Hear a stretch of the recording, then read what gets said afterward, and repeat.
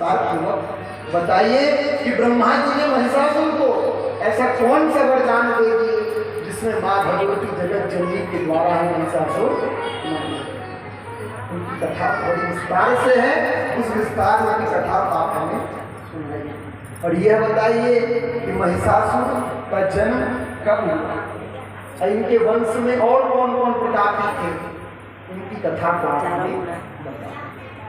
तो व्यास भगवान कहने लगे, सुनो राजन, योगीश्वर्या प्रभावोऽयं काथीत तत्विस्तरा ब्रूहि तच्चरितं स्वामी श्रोतुं कौतूहलं मम। जय माता दी। आप भगवती की उस योगेश्वरी का स्वरूप का वर्णन करने के लिए आप हमसे कह रहे हैं। मैं आपको उन योगेश्वरी ने किस प्रकार कृपा किया और किस स्वरूप में माने अनेक रूप धारण किए।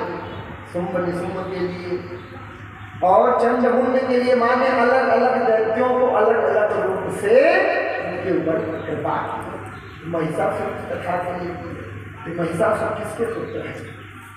कह रहे हैं राजा दनु के यहाँ, दनु वंश में दनु के दो पुत्र थे।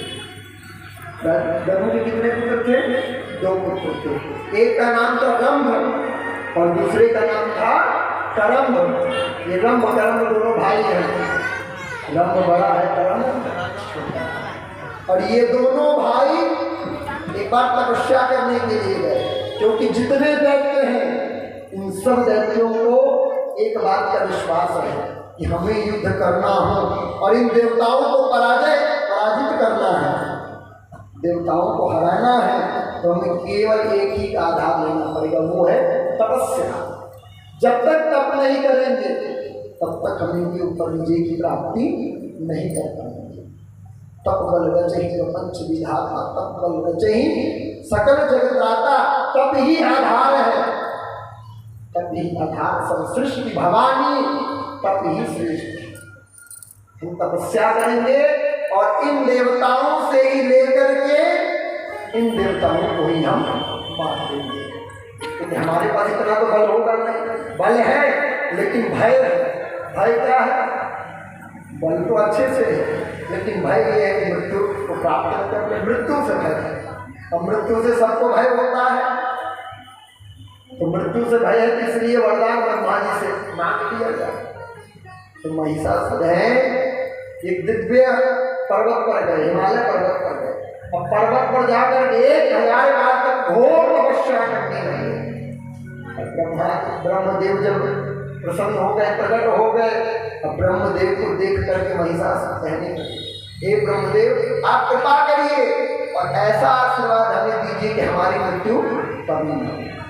ब्रह्मा जी ने कहा, ये आशीर्वाद तो मैं नहीं दे सकता, क्योंकि जिसका जन्म हुआ है उसका मरण निश्चित है।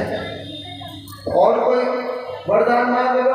बोले ठीक है, न मेरी मृत्यु किसी पुरुष से हो, न किसी देवताओं से हो, न किसी जीव से हो, किसी से मेरी मृत्यु न हो, और हो तो एक स्त्री से हो। क्योंकि आप भी जान रहे अगला स्त्री क्या ही मांगोगे, स्त्री में कितना ही सम्मान करता है। ऐसा सूर्य इतना बड़े ब्रह्मदेव पूछने बोले ठीक है, यही वरदान आपको चाहिए कि मेरी मृत्यु स्त्री के हाथे हो जाए, परंतु और किसी के हाथों ना। ब्रह्मदेव ना रुक जाओ, मैं ये वरदान आपको दूंगा, आंख बंद कर लीजिए। और वो ब्रह्मदेव भगवती की उपासना किए और माँ के बंदा से पूछ रहे हैं कि आपके भक्त कहीं ऐसा वरदान मंत्र में क्या। भगवती ने कहा, ब्रह्मदेव आप ज्यादा विचार मत करिए, कितना भी कोई चालाकी करे, हमारे सामने किसी की चालाकी चलने वाली नहीं है। वो जो वरदान मांग रहा है वो वरदान दे दो। बोले ठीक है, मैं आपको वरदान देता हूँ। ब्रह्मदेव कह रहे हैं कि आपकी मृत्यु होगी तो स्त्री का। इस वरदान को प्राप्त करेंगे तो राजा जन्मेजय के महिषासुर है। तो बोले जो राजा दनु थे उनके वंश के हैं, उनके वंशज हैं। दनु के कितने पुत्र थे? 2 पुत्र हुए, रंभ और करम्भ। और ये ब्रह्म कर्म दोनों संतानहीन थे, इनके कोई संतान नहीं थे। तो संतान की इच्छा से मनी मन दोनों भाई बैठ गए इस स्थान पर वार्तालाप कर रहे हैं। ब्रह्म कह रहे हैं कर्म से भैया हमारे यहाँ जब कोई वंश में आगे कोई पुत्र नहीं होगा हमारे पास आगे कैसे बढ़ेगा और हम युद्ध करने के लिए हमारे पास और सेना कैसे बढ़ेगी। बोले चलो तपस्या करते हैं। बोले हम दोनों भाई अलग अलग तपस्या करेंगे क्योंकि एक स्थान में करने लगेंगे कि देवता कोई न कोई रणनीति बना करके हमारी तपस्या को आकर भंग कर देंगे। और उसमें देवताओं में सबसे पहले ज्यादा भय किसको होता है? इंद्र को होता है क्योंकि देवताओं का अधिपति कौन? इंद्र है। इंद्र को भय ये होता है ये तपस्या कर रहे हैं और वरदान ले देंगे। ब्रह्मदेव इतने दयालु है दे देते हैं और दे देंगे तो ये सब आ जाएंगे स्वर्ग में तो हमारा गलती भी हमसे छीन जाएगा। तो इंद्र को पहले भय होता है। तो इतने में बोले हम दोनों भाई अलग अलग बैठकर तपस्या करेंगे। तो रंभ जो थे तो जाकर के नदी के जल में मध्य जल में चले गए और जल के भीतर बैठ गए। और रंभ बैठ करके घोर तपस्या करना प्रारंभ कर दिए जल के मध्य में भीतर में। और कर्म वहां से आगे बढ़े एक उस वृक्ष के पास गए जिस वृक्ष में दुग्ध होता है।